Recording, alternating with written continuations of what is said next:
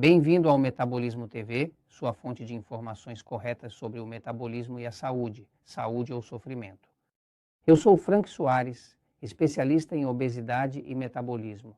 Quero falar hoje sobre um gráfico que nos fala da diferença entre saúde e sofrimento e qual é a relação entre saúde ou sofrimento com os níveis de glicose no sangue. O fato de uma pessoa ser diabética ou não ser diabética não impede que essa pessoa deva estar atenta aos seus próprios níveis de glicose. Todas as doenças graves ocorrem principalmente associadas a falhas do metabolismo e principalmente com níveis de hiperglicemia, que são níveis de glicose alta. Por exemplo, o câncer depende de um ambiente cheio de glicose para sobreviver. Portanto, uma pessoa com níveis elevados de glicose terá um terreno muito fértil para que o câncer se torne um tumor.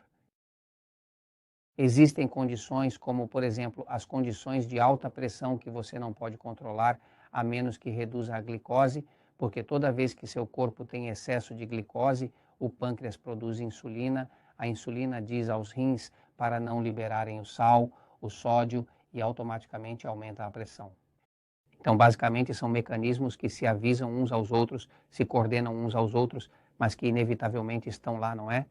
Então, quero que vejam esse gráfico, prestem atenção.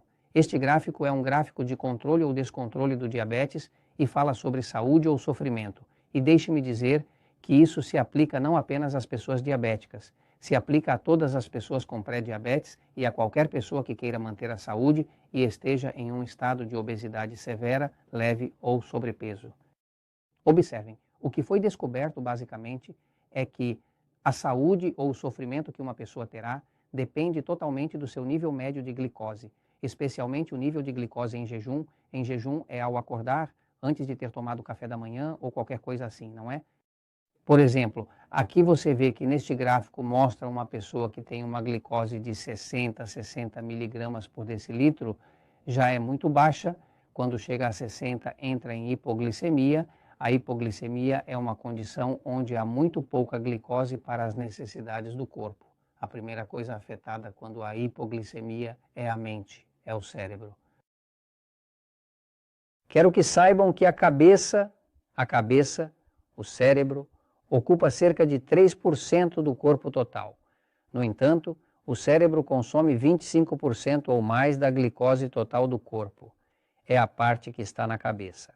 Ou seja, aqui se consome 25% ou mais da glicose e ocupa apenas 3%. Portanto, o metabolismo da glicose no cérebro é bem acelerado, porque sem isso não poderíamos pensar corretamente, nem nos manter no espaço e ficaríamos tontos e todas essas coisas.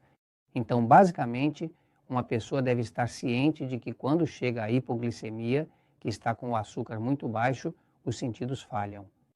Uma pessoa com hipoglicemia pode se envolver em acidente de carro, sentir tonturas e vertigens. Todas essas ocorrências são comuns em indivíduos que apresentam baixos níveis de glicose no sangue. Aos 60 é um ponto de perigo. Para uma pessoa saudável, níveis de glicose em média 90 mdl é vida saudável. Lá estarão os atletas, pessoas saudáveis, pessoas sem muitos sintomas, nem doenças, nem usam muitos medicamentos, com controle e estilo de vida saudáveis, estarão nessa área da saúde, cerca de 90 mg/dl. Agora, quando a pessoa já atinge 130, que agora estamos aumentando, quando atinge 130 significa que já é diabético. A diabetes é determinada pelo nível de glicose em jejum. Em alguns países, como o Zebocoa, é considerado 125 ou mais, em outros 130 ou mais. Ao atingir 130, está no intervalo de diabéticos. Principalmente se chegar a subir para a faixa de, por exemplo, aqui na faixa de 130 começa a afetar a sexualidade da pessoa. Aqui os homens começam a ter um pouco de dificuldade com sua sexualidade, impotência, todas essas coisas nessa faixa, não é? Quando a pessoa atinge níveis de açúcar de 200, ocorrem complicações graves.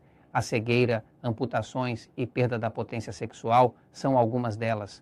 As pessoas passam a ter disfunções na vida, visão e rins.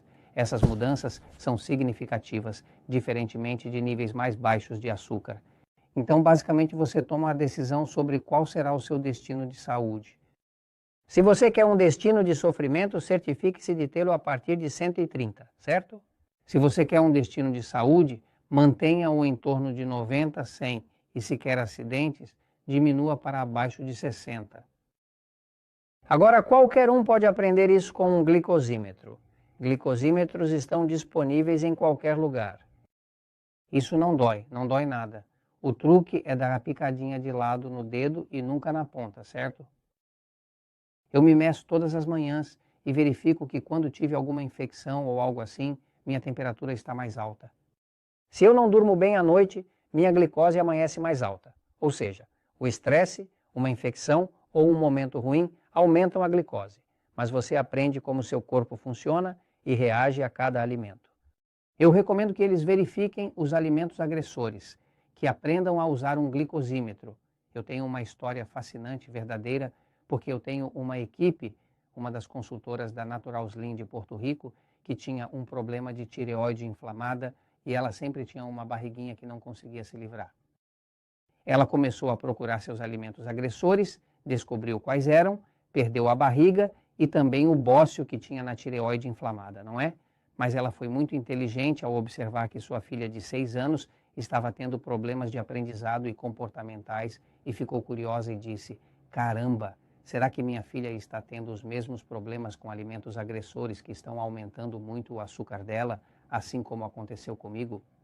Ele começou a verificar, conseguiu as agulhas para a menina, diferentes das dela, testou a menina e ela teve um resultado de cerca de 200 e poucos de glicose às 7 da manhã, certo?